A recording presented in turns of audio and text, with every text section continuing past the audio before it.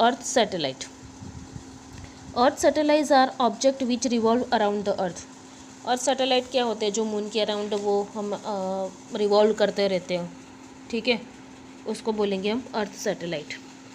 There motion is very similar to the motion of the planets around the sun and hence Kepler's law of planetary motion are equally applicable to them. ये किसके जैसे है? जैसे हमने geocentric model की बात की थी, और हाँ, जियोसेंट्रिक मॉडल की बात की थी, ठीक है। और दूसरी किसकी बात की थी? दूसरे एक मॉडल की बात की थी, देख लो, जैसे हमने बहुत पहले की बात है, ये हमारा जो टॉपिक हमारा स्टार्ट हुआ, तो हाँ, जियोसेंट्रिक और ये हीलियोसेंट्रिक। हीलियो में क्या होता है? बीच में कौन होता है? सन होता है। हीलियो मतलब सन। तो जैसे सन के आजू बाजू दूसरे अर्थ और दूसरे कई सारे जो प्लैनेट्स होते हैं, जुपिटर एंड ऑल दैट, वो सब रिवॉल्व करते रहते हैं, वैसे ही जो ये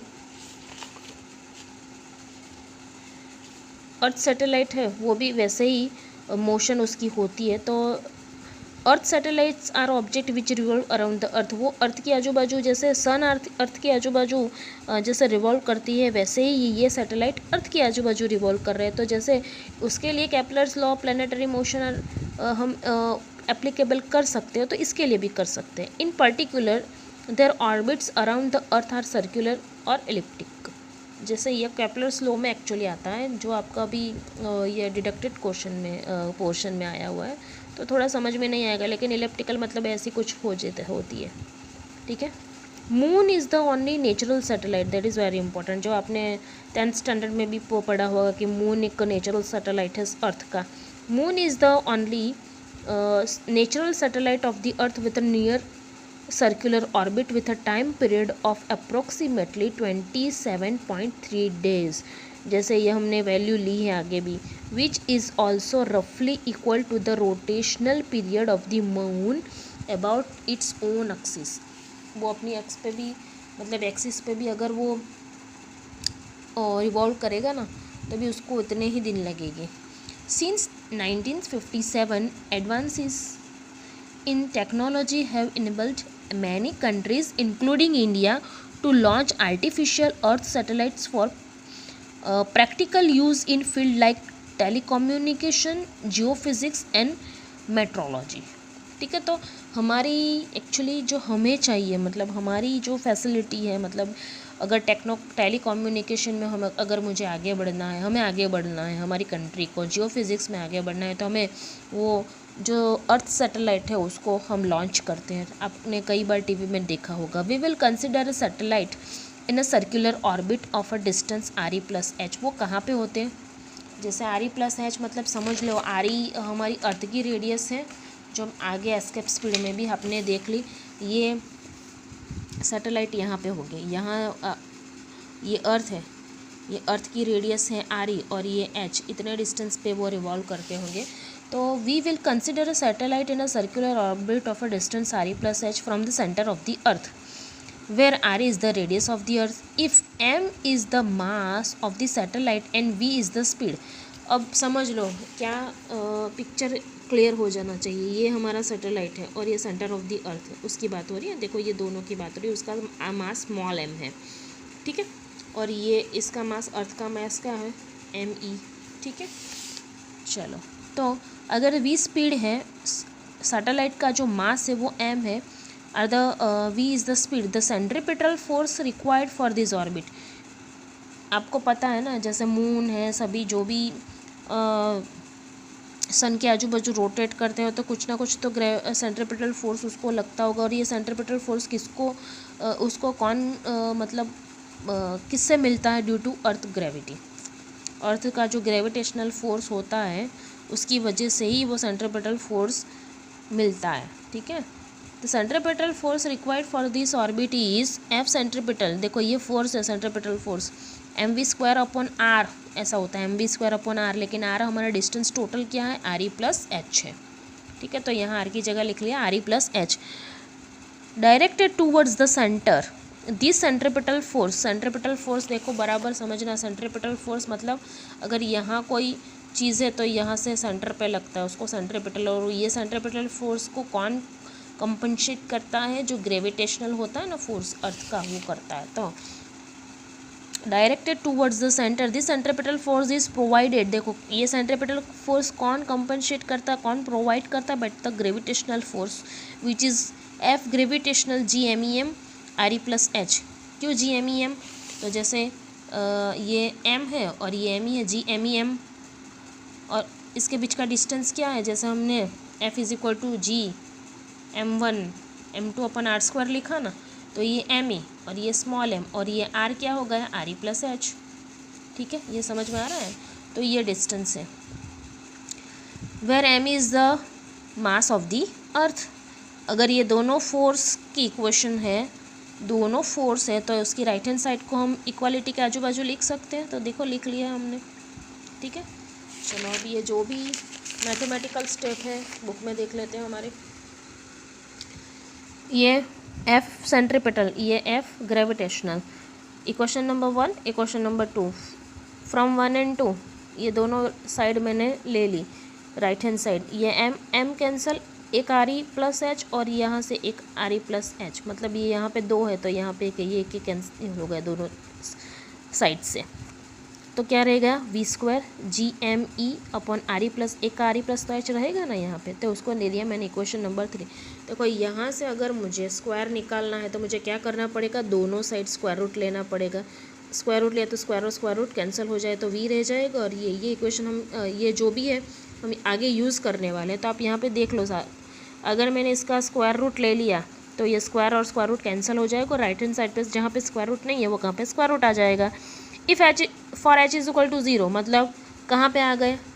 जो डिस्टेंस RE अर्थ की जो रेडियस थी और H इतना, अब H 0 हो गए तो कहाँ आ गए? हम अर्थ पे आ गए मान लो। वहाँ पे क्या हो जाएगा? देखो H 0, तो H मैंने यहाँ पे नहीं लिखा हुआ है। ठीक है, तो क्या रह जाएगा? इक्वेशन V², ये बाद में यूज़ होगा। आप यहाँ से यहाँ देखना, अब V² = GME/RE। ठीक है, अब वही यूज़ होने वाला है। कौन सा वाला? GME/RE²। अगर मैंने यूज़ किया GME/RE² तो मुझे R से मल्टीप्लाई करना पड़ेगा और R से डिवाइड करना पड़ेगा। तो जो डिवाइड हुआ उसकी जगह मैंने लिख लिया G, स्मॉल g। ठीक है, मान लो मुझे यहाँ लिखना है। अगर एकदम सिंपल सा आपको समझना है तो मैंने RE को एक बार लिखा और एक बार ले लिया, मतलब एक बार दिया और एक बार ले लिया, ऐसा कुछ हो सकता है। तो इसके लिए मैंने क्या लिया? Small g। देखो, और ये RE जैसे हमने आगे भी करा था। ठीक है, यहाँ से मुझे अगर स्क्वायर रूट निकालना है तो अगेन मैं उसका स्क्वायर निकालना है तो मैं क्या करूँगी? स्क्वायर रूट ले लूँगी बोथ साइड। स्क्वायर और स्क्वायर रूट कैंसिल, तो ये V मिल गया। V = √/GRE। ठीक है, देखो आपका कहाँ पे पहुँच गए हम? देखो GRE वाला इक्वेशन, ये वाला V² = GRE, इक्वेशन 8.36 है आपकी बुक में, वो हमें यहाँ पे मिल गया। अब क्या होता है देखो, यहाँ पे देखते हैं। ये तो मिल गया, ये यूज़ किया, वो भी समझ में आएगा। अब यहाँ पे देखो, in every orbit the satellite transverse a distance 2πr, r की जगह RE+H है, with speed v। It's time period therefore t is, देखो t की क्या वैल्यू होती है? जैसे वेलोसिटी = डिस्टेंस अपॉन टाइम, ऐसा होता है ना। तो ये अगर मैंने t को यहाँ पे ले लिया तो 2πr/v हो जाता है ना। तो देखो यहाँ पे भी ऐसा ही है, v = 2πr, r की जगह RE+H, और ये डिनोमिनेटर में t, अगर t को मैंने यहाँ पे ले लिया, v को मैंने यहाँ पे नीचे ला दिया, तो हो गया t = 2π RE+H/v। चलो अब यहाँ पे देखो बराबर, यहाँ पे हम ये वैल्यू पुट करने वाले हैं। ये v की जो वैल्यू है √/GME/RE+H फ्रॉम इक्वेशन 3। देखो अब यहाँ पे ये डिनोमिनेटर का डिनोमिनेटर न्यूमरेटर बन जाएगा।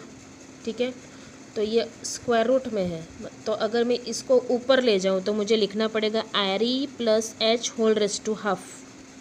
ठीक है, RE plus H whole raise to half. देखो यहाँ पे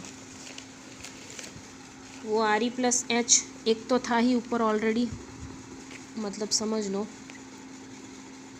RE plus H whole raise to half, तो ऑलरेडी ये एक था, ठीक है। अगर बेस सेम है तो जो भी एक्सपोनेंट है उसको ऐड करना है, तो 1 प्लस 1/2 करो, 1 प्लस हाफ, सब कुछ एलसीएम निकाल के आप कर दोगे कैलकुलेशन, तो हो जाएगा 3/2। तो RE plus H whole raise to 3/2 हो गया। देखो यहाँ पे, ठीक है।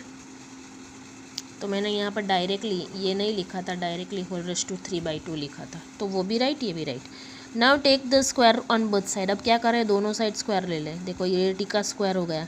अब यहाँ 2 का square, pi square, RE plus H whole raise to 3/2 तो था ही, और उसका भी मैंने स्क्वायर कर दिया।